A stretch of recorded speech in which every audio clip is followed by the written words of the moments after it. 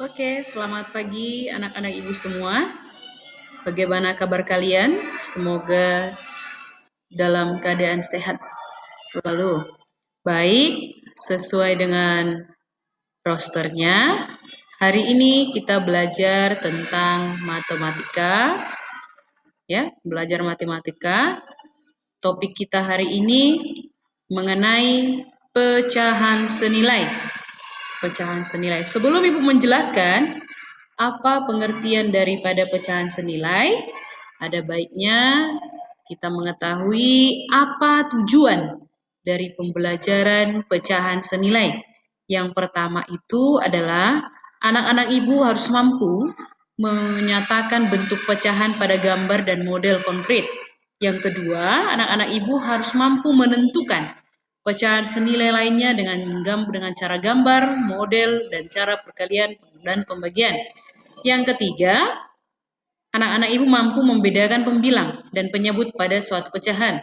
Dan yang keempat, anak-anak ibu mampu menyelesaikan permasalahan sehari-hari yang melibatkan pecahan senilai. Baiklah, kita mulai. Nah, anak-anak ibu bisa diperhatikan di sini berbagai bentuk pecahan. Pecahan itu ada yang pertama seperti yang kalian lihat pada gambar. Ini yang pertama adalah pecahan biasa bentuknya ya. Yang kedua, pecahan campuran itu ada dia bilangan aslinya. Nah, ini angka 1. Nah, yang ketiga, pecahan desimal. Koma, ada koma dia begini anak ya. Bisa kalian lihat bentuknya. Yang keempat itu pecahan persen. Ini dia, persen yang artinya per 100. Nah, kemudian apa itu pecahan senilai? Ya, pecahan senilai itu adalah pecahan yang nilainya tidak akan berubah walaupun pembilang itu dikalikan atau dibagikan dengan bilangan yang sama yang tidak nol. Sekali lagi, pecahan senilai itu adalah pecahan yang nilainya tidak akan berubah walaupun pembilang dan penyebutnya dikalikan atau dibagi dengan bilangan yang sama. Bagaimana bentuknya? Lihat di sini. Inilah dia bentuk pecahan senilai. Ini gambarnya nak, 1/2 yang diarsir, bisa kamu perhatikan. Ya, ini 2 itu penyebut ya.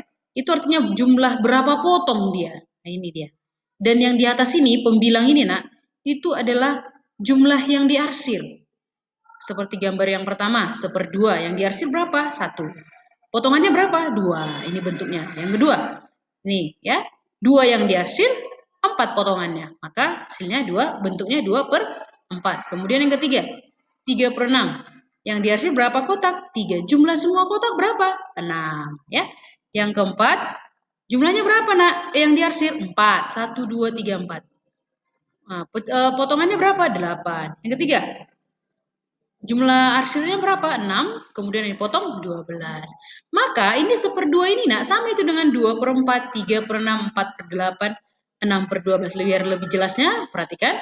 Dari contoh yang tadi gambar ibu buat tadi, 1/2 senilai itu dengan 2/4, 3/6, 4/8, dan 6/12.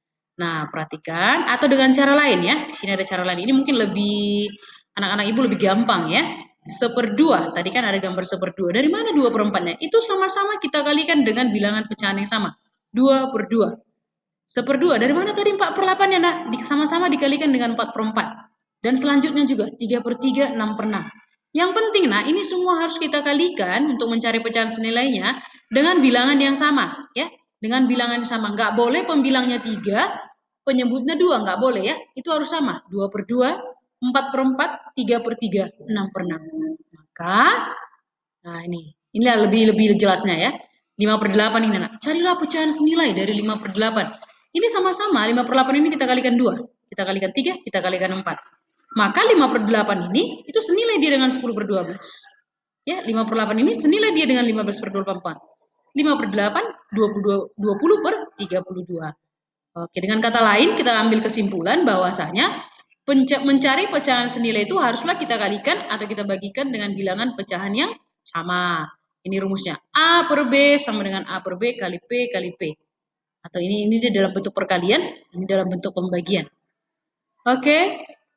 Nah, di sini Ibu kasih evaluasi, kalian kerjakan seperti contoh yang sudah Ibu paparkan tadi. Terima kasih, Horas.